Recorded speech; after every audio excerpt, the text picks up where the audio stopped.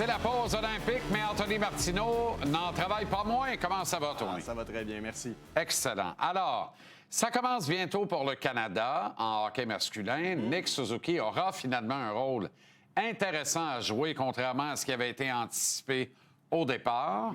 Et tu as eu l'occasion de le rencontrer récemment pour une bonne période, là, quand même. Oui, c'était agréable. C'est une idée que j'avais depuis quand même très longtemps, Jean-Charles, celle d'accompagner un joueur de la Ligue nationale sur la patinoire. Parce que qui s'est pas demandé, étant plus jeune, de quoi j'aurais l'air contre un joueur de la Ligue nationale de hockey? Et Nick Suzuki a gentiment accepté. Écoute, j'ai voulu voir, puis tu sais, on voit ça sur la patinoire, à quel point Suzuki, qui a tellement été souvent sous-estimé par plusieurs personnes, en fait, tout au long de sa carrière, était au-dessus par rapport à ce qu'on pouvait voir, justement, dans les ligues de garage dans lesquelles on évolue parfois et tout. Et honnêtement, l'écart est fascinant. Nick Suzuki, on le voit sur les mises en jeu présentement, devrait en prendre pas mal des mises en jeu, Jean-Charles, lors du tournoi olympique. Pourquoi? D'un, parce qu'il est droitier. Deuxièmement, parce que des joueurs de centre de nature, de latéralité droitière ne sont pas nombreux au sein de l'alignement canadien. Alors, la question à Nick, d'où est venue cette idée-là de jouer au centre étant plus jeune? Son père a dit à Nick Suzuki, plus jeune, il dit c'est la défense en premier qui compte. Il a dit ça aussi à son frère Ryan Suzuki. Nick, j'aime pas ça jouer défenseur. Donc, y a-t-il une façon d'aller chercher les deux? Son père dit, ben essaye-toi au centre. Il a dit la même chose à son frère. Alors, tous les deux sont devenus des joueurs de centre. Mais maintenant, comment Nick Suzuki réussit-il à garder une efficacité pas pire dans la Ligue nationale au cercle? Écoutez ça. OK. I have my bottom hand flipped over, Okay. so you can be strong, Okay. really low, try to get as low as I could, strong Okay. base. And then, Do you look at the referee hand? yeah, I always look at the puck, Okay. and then my goal is to beat you to the puck while being on Okay. the other side of you. Okay, so for example, my stick is here. What do you do against me? Like I try to break. Okay. Okay, let's do it in the real time. Okay, 1, 2, 3. Ouais, j'ai laissé échapper un petit sein du ciel sans faire exprès. Ah ouais. Il m'a surpris. Mais tu sais, Ça c'est va de drôle. soi.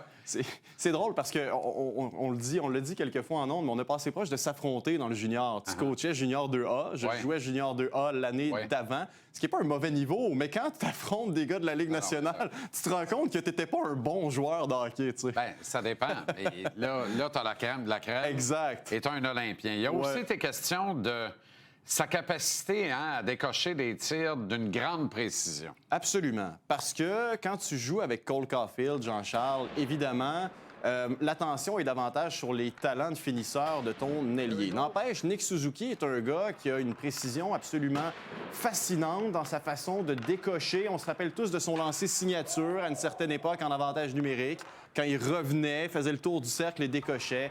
Alors, j'ai eu envie de lui demander, moi, quel était, alors qu'on voit les images, là, beaucoup moins précis que Nick, malheureusement, j'ai fait de mon mieux, mais j'ai eu envie de lui demander, justement, de quelle façon Nick Suzuki avait-il développé cette aptitude-là à décocher de façon aussi efficace? Bon, fréquenter une école de lancer en Ontario lorsqu'il était plus jeune, a passé des heures dans une pièce, JC, où il pouvait que décocher des lancers. Il n'y a pas de secret.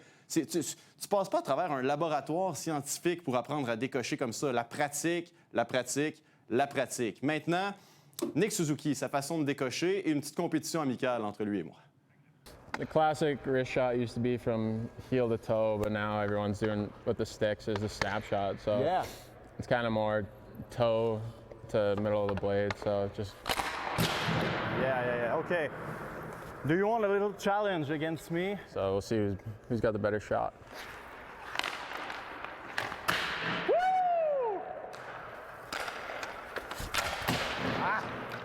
Come on.